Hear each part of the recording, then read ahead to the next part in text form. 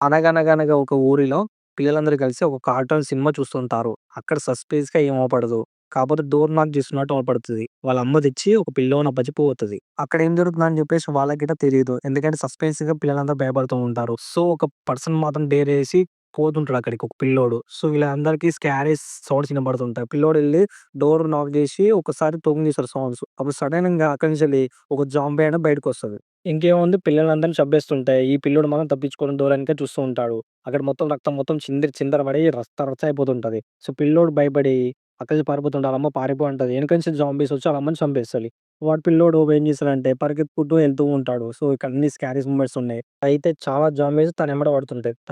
తను పరిగెడుతూ వెళ్లి అక్కడ చర్చ్‌లో ఉన్న ఒక వ్యక్తి దగ్గరికి వెళ్తాడు. ఆ వ్యక్తి ఎవరో తెలుసా? ఆళ్ళ ఫాదర్. డాడీ ఇలా జరిగిందని చెప్తే, "నువ్వు భయపడొద్దు" అని చెప్పేసి తన కొడుక్కి అదొక క్రిస్టియన్‌కి సంబంధించిన లాకెట్ ఇస్తాడు. ఆ లాకెట్ ఏందంటే ఇది గుర్తుపెట్టుకోండి మన క్లైమాక్స్‌లో మాట్లాడుకుందాం. ఆ లాకెట్ తీసుకున్న ఆ కిడ్డు ఎక్కడికో పారిపోతూ ఉంటాడు. సో, అక్కడున్న జాంబీస్ వచ్చి ఆళ్ళ ఫాదర్‌ని చంపేస్తుంటాయి. అతను అరుస్తూ ఉంటాడు. తను కూడా స్కోర్‌తోటి చాలా వణికిపోతుంటాడు. అక్కడున్న చర్చ్‌లో చిన్న గదిలో పిల్లోడు దాసుకుంటాడు. చూస్తూ ఉంటాడు డాడీ అని జెప్పేసి. సో, వాళ్ళ ఫాదర్ బయటికెళ్ళిపోతాడు. ఎందుకంటే వాళ్ళ కొడుకుని రక్షిద్దాం అని జెప్పేసి. అక్కడ కట్ జేస్తే 28 సంవత్సరాల తర్వాత స్టోరీ స్టార్ట్ అయితది. సో, ఇక్కడేందంటే చాలా మంది ఉంటారు ఇక్కడ క్రౌడర్స్. సో, ఇక్కడికేందంటే ఆళ్ళ కొడుకుని తీసుకొని వెళ్తుంటాడు ఒక వ్యక్తి. ఎందుకంటే ఆళ్ళ కొడుక్కేందంటే విద్యా నైపుణ్యాలు నేర్పడానికి. ఎందుకంటే తనకంటూ ఒక స్పిరిట్ నేర్పియడానికి. అక్కడ చాలా జాంబీస్ ఉంటాయి. భయంకరమైన జాంబీస్ ఉంటాయి. ఆ జాంబీస్‌ని ఇతను గురిపెట్టి కొట్టి అక్కడి నుంచి వస్తేనే తను విజేతుడవుతాడు. సో, అక్కడ ఏందంటే చాలా సస్పెన్స్‌గా చాలా జాంబీస్ ఉంటాయి. డిఫరెంట్ జాంబీస్ ఉంటాయి. సో, ఈ సినిమా ఏందంటే చాలా నేచురల్‌గా అంటే కొంచెం ఏదో మనం చూసినట్టు ఉంటదని. ఈ సినిమాకెళ్తేందంటే ఇక్కడ మరి పందిలాంటి కొంతమంది మనుషులుంటారు.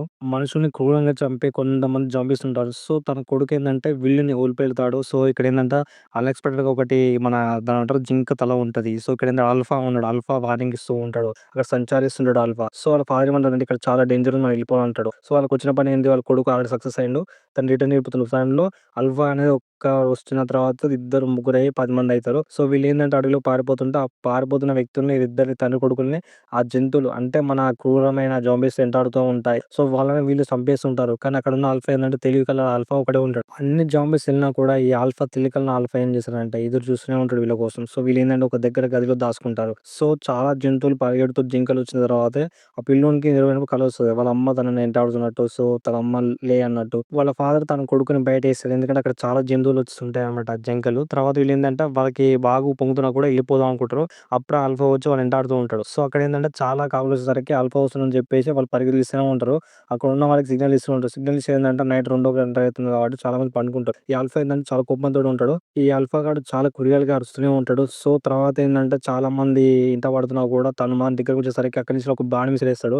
ఆ బాణం వచ్చి తనకి గుండెలో గుచ్చుకుంటది. అయినా వీడు చావడు. మళ్ళా వెంటాడుతూనే ఉంటాడు. అక్కడ ఉన్న వాళ్ళందరూ బాణాలు విసిరేస్తుంటాడు. అది మంటలాంటి బాణాలు విసిరేస్తూ ఉంటారు. అయినా ఈడ మన బతుకుతా ఉంటాడు వీడు.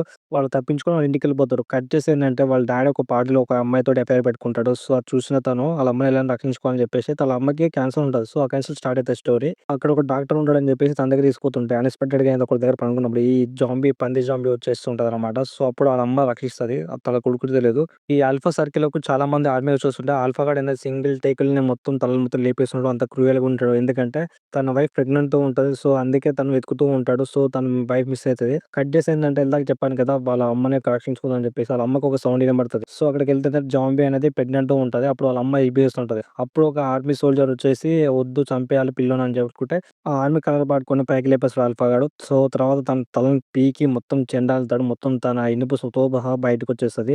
ఆల్ఫాని చూసి వీళ్ళందరూ అనేది పారిపోతూ ఉంటారు అక్కడి నుంచెల్లి. ఆ ఆల్ఫా గాడు చాలా క్రూయల్‌గా ఉంటాడు. ఎందుకంటే తన భార్య చనిపోయిందని చెప్పేసి ఒక లుక్ ఏసుకుంటాడు. వీళ్ళని చూసి ఎంత క్రూయల్‌గా ఉన్నాడని చెప్పేసి భయపడి పారిపోతుంటారు. సో, తన భార్యను చూసి తనే ఇంకా క్రూయల్‌గా రెచ్చిపోతుంటాడు. ఇక శివాలూతుంటాడు. అప్పుడేందంటే వాళ్ళని వెంటాడుతుంటే ఆ పాపని రక్షించాలి వీళ్ళు పరిగెడుతుంటే చాలా కోపంతో రగిలిపోతున్న ఆల్ఫా గాడు చూసి వాళ్ళ మీదకి ఎక్కిపోతూనే ఉంటాడు. ఎందుకంటే వాళ్ళ బాబు వాళ్ళకి కావాలి కాబట్టి. చాలా క్రూయల్‌గా బట్టలు లేకుండా వాళ్ళ మీదకి దూకిపోతుంటాడు. ఎందుకంటే వానికి సోయి లేదు. ఒక తెలివి తప్ప. అప్పుడే అన్‌ఎక్స్‌పెక్టెడ్‌గా ఒక బాణం వచ్చి తనకి గుచ్చుకుంటది. అప్పుడు ఒక గుండుగాడు వచ్చి రక్షించుకుంటాడు. ఈయననే వైద్యుడనమాట. సో, తర్వాత ఏం జరిగింది? ఎట్లుందని చెప్పేసి సినిమా స్టోరీ. వాళ్ళ అమ్మకి క్యాన్సర్ నయమైందా లేదా? తర్వాత ఏమైంది? ఆల్ఫా ఏమయ్యాడు? ఈ గుండుగాడు ఏమయ్యాడు? అని చెప్పేసి సినిమా స్టోరీ. ఈ సినిమా చూస్తే అర్థమైతది. నాకెందుకో సినిమా అయితే ఓకే. ఓకే. అనిపించింది అంతే.